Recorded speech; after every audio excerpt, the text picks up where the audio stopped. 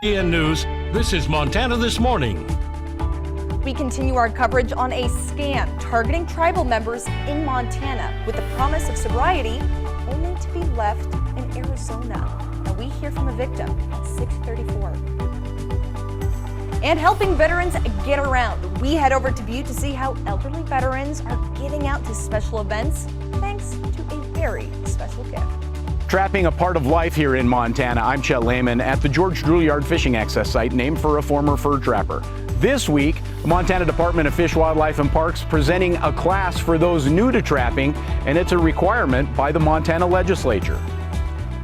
Alrighty, it is 6:31 on this foggy Monday. Don't adjust your television. That is fog in Uptown Butte this morning. The fog just rolled in so quickly. 5 o'clock in the morning. It was fairly clear. Maybe you saw a little bit out there. 5:30.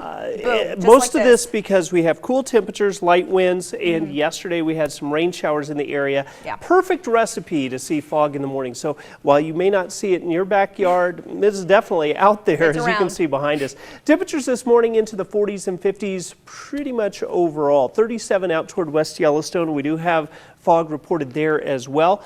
Today, likely to be cool and rainy through the afternoon with a few isolated thunder showers and scattered rain showers through the afternoon and evening. We're not looking at a dramatic severe weather threat. Temperature's just too cool to see anything dramatic out of that, but you could see some small hail.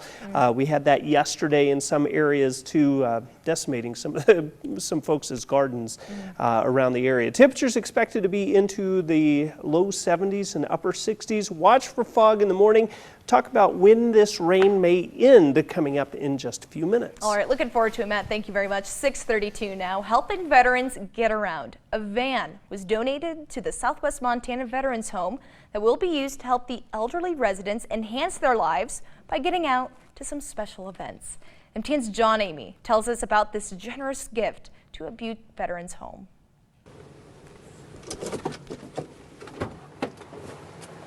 Talk about a generous donation to the veterans in Butte. The Southwest Montana Veterans Home was gifted this new vehicle so that veterans living here can go on field trips or anywhere else they need to go. I just couldn't believe it. So, I mean, you're talking a very, very large purchase for our veterans, and no cost to us. We're just going to maintain it. So the generosity for it was just amazing. The Veterans Home Foundation bought this 2013 F-350 Ford Econoline van from the Butte chapter of the Disabled American Veterans for just over $17,000 and donated it to the Veterans Home. The facility will use it to take veterans to trips to the country, theater, and other events. I don't like the term rest home because we're not resting. We want people to live a full life while they're here to the best of their capability. The DAV was happy to sell this van, which only has about 90,000 miles on it. I think it is absolutely wonderful. I think this is the biggest win-win I've ever been a part of because it's good for the veterans who are here and it's good for the DAV. Our mission as a foundation is to make life easier for the veteran population here at the nursing home, and this will go a long ways towards helping out the home. Veterans Home officials say donating to the home is a way of saying thank you to veterans who have sacrificed so much. Some of these guys have given up legs. They've given up mental health. They've given up all kinds of things for us so that we can do our daily lives. So for us to give them just a small piece of an opportunity to continue to live their lives to the best of their ability. In Butte, John Amy, MTN News. Thank you very much, John, for that story. Now, there are numerous cases of Indigenous people being reported missing in Arizona in a massive Medicaid fraud scandal. MTN's Diane Parker continues our coverage into the scam and how it's impacting those on Montana reservations. It's a new phenomenon happening here in Montana. Tribal members waiting at the airport for family members to return home on the Phoenix flight. When they touch down, many are still fighting for their sobriety after being caught up in Arizona's elaborate sober living home scam targeting Montana tribal members.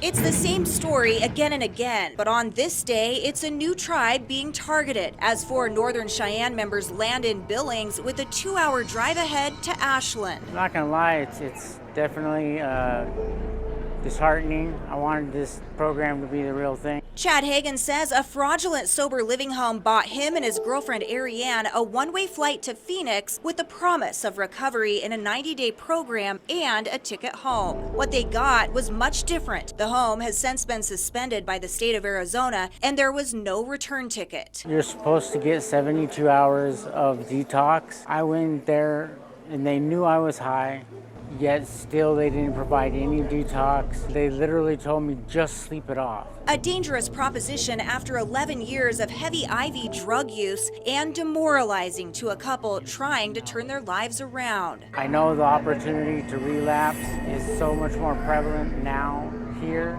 I'm almost scared to go home. And they're just 2 of the more than 8,000 investigators say were victimized as part of a widespread Arizona Medicaid scam. State officials say fraudulent sober living homes lured Native Americans to the state where they were provided free housing but no treatment. Those fake providers then allegedly billed for services not provided, up to $1,300 per person per day, collecting millions in Medicaid payments from the state. We're not being rehabilitated, we're being shoved into a corner and forgotten about.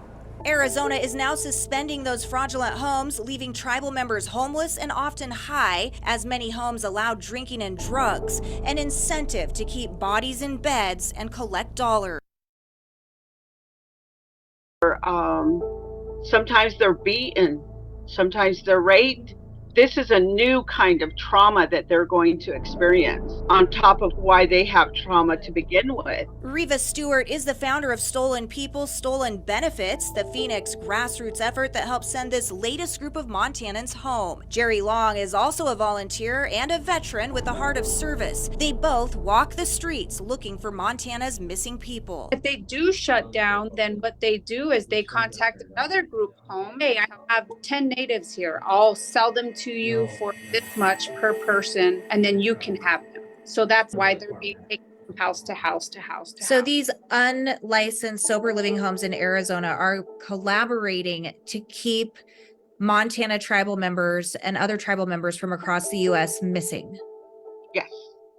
Ariane and Chad managed to escape the human trade and homelessness, but Ariane came back to Montana with a severe grease burn. She says the home did nothing to help after her cooking accident. She had to find her own way to the ER. But even so, she feels fortunate to make it back home alive, something that can't be said for all.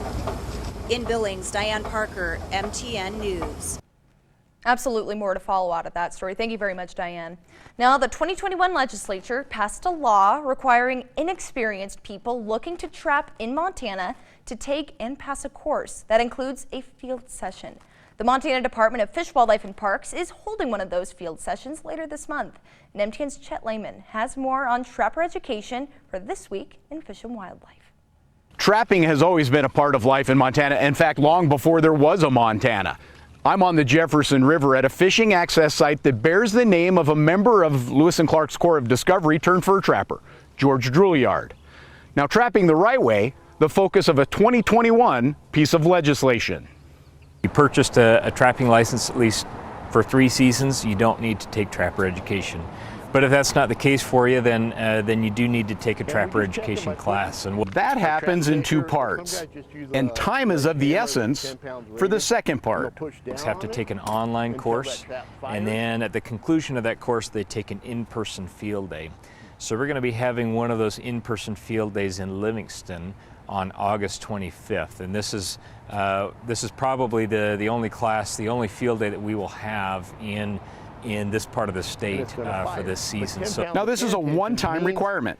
Jacobson says, look at it as a unique opportunity to learn from the best of the best.